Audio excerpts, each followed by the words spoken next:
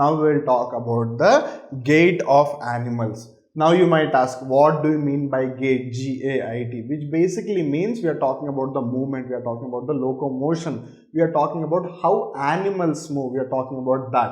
And when you say gait of animals, the body does not have bones. There are a lot of animals which does not have bones.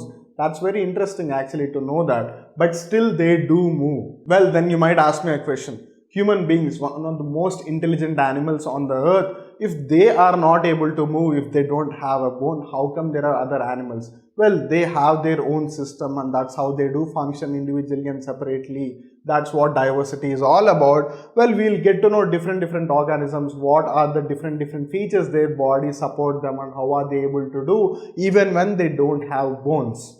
And when we talk about one such organism, which is basically the earthworm, you can see over here in this picture, earthworm, as we all know, is cylindrical in shape. And how does a cylinder look like? It looks like a tube, and that is how even an earthworm looks like. It looks like a tube, a cylindrical structure, and it has many rings joined end to end, which basically mean one ring has a connection to the other ring, and to that you have another ring, and to that other you have another ring, and that's how one ring has been attached to another ring from end to end, and that's how you get a tube-like structure, and that's why earthworm also looks like in a cylindrical shape. But now you might again get a question.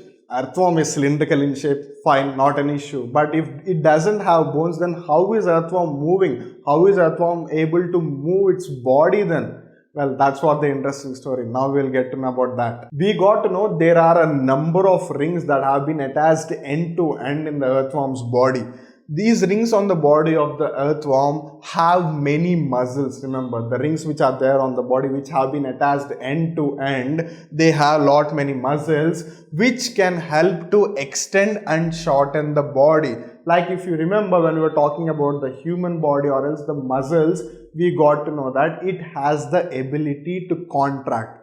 If it has the ability to contract, which basically means it can also relax as well. And when you have strong muscles, as in this case with the earthworm, muscles can contract and relax, right? Which basically means if it contracts, you are shrinking the body size, you are reducing the body size. And if you are relaxing, which basically means you are broadening your body size. And that's how even earthworms are also able to extend and short the body size, which with the help of the muscles they have.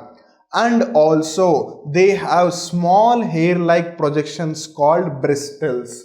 They have very small hair-like projections which come outwards of the skin, which are called as bristles, which help them to hold the surface, which help them in holding the soil while moving, as earthworms are basically called as the friends of the farmer, as they do a lot of good things in the soil. And if they have to move in the soil and if they don't have bones, it becomes very difficult. But still, how is an earthworm moving? It has these bristles, which are the small hair-like projections. It gives it the help, it gives it the support to hold the soil, and that's how it is able to move. Now you might again ask me a question. Sir, you told like there are a lot of rings, there are very strong muscles which are there in the earthworm's body that can contract, as we all know, and that's how it is able to broaden, extend, and at the same time short its body size. And then you also told us it has some small hair-like projections which are called as the bristles, which help in the holding the soil. But still you haven't told me how does it move. Well, don't worry, as you know, I am here, so there is no point for you to fear. We will talk about how actually the movement of earthworm happens. When you say the movement, the earthworm first extends the front part of the body. This is very important. Like assume if this is the earthworm, first it tries to extend this part of the body, keeping the rest of the body fixed to the ground, which basically means if this is the earthworm that I am holding in my hand, the first part of the body, this extends, keeping the rest, or else you can say the other half of the body, still to the ground. It doesn't move. It is only the first part of the body that moves. And then it fixes the front part and releases the rear part, which basically means, you know, in the first case, the first part of the earthworm's body moves, it extends to the forward direction, making sure the other part of the body is at stationary position.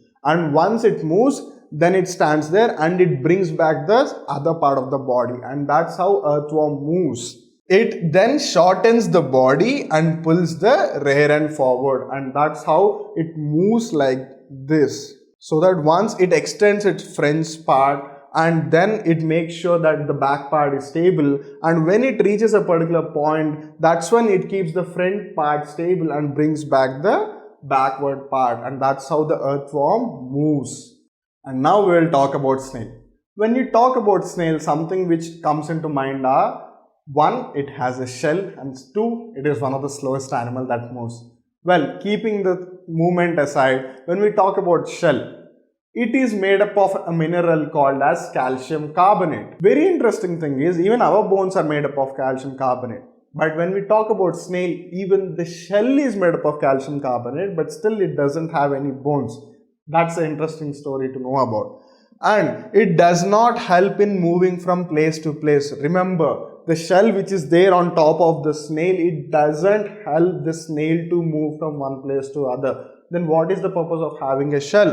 It only helps to protect it from the enemies, like if there is an enemy attack, so that it can go inside it and hide itself. The thick structure of its foot made up of strong muscles, it also secretes a slimy substance called as mucus. Then you might ask, when the shell which is there on top of the snail, if it doesn't help it to move or the transport of a locomotion, then how is snail able to do it? How is snail able to move from one place to the other? That's a big question. Well, the foot that it has, the foot the snail has very strong muscles which help in the movement, and at the same time the foot also releases a slimy substance. Now what do you mean by slimy? It's a very slippery substance which is called as the mucus.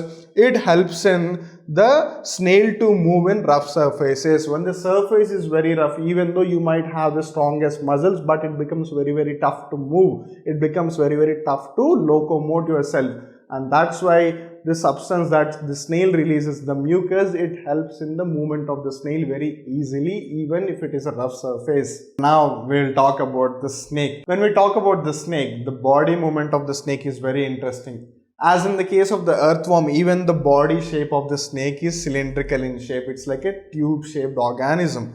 The snake has long and flexible backbone. It has a very long and flexible backbone which makes the body bend easily to form loops and waves. And that's how a snake moves. It moves in loops and waves. This is how a snake moves. This is how a snake moves on the surface, by forming loops and waves. Each loop of the snake gives it a forward push by passing against the ground. Like for example, here is a picture of the snake. Here you can see this is a loop, this is a loop, this is a loop, this is a loop, this is a loop that it has made by the long and flexible backbone that it has.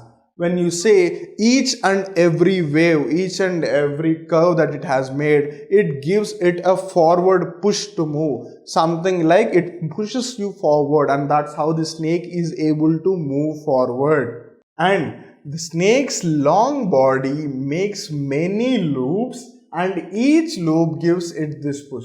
It's not only that one loop or one wave gives the push. Each and every loop or each and every wave that has been made by the body of the snake gives it a push to move forward. And that's why it even moves very fast, as it has made a lot of moves. Like one small snake can also make 3 to 4 waves or 3 to 4 loops. If one loop gives it a forward push, imagine if there are 4 to 5 loops, you can imagine how fast it can move. And that's why even in a curved path, or else you can say even in a wavy path or wavy motion, snakes move fast. But at the same time, you need to know that they don't move in a straight line as much as fast. They move in a wavy motion. Keep watching Lucid Study. Thank you.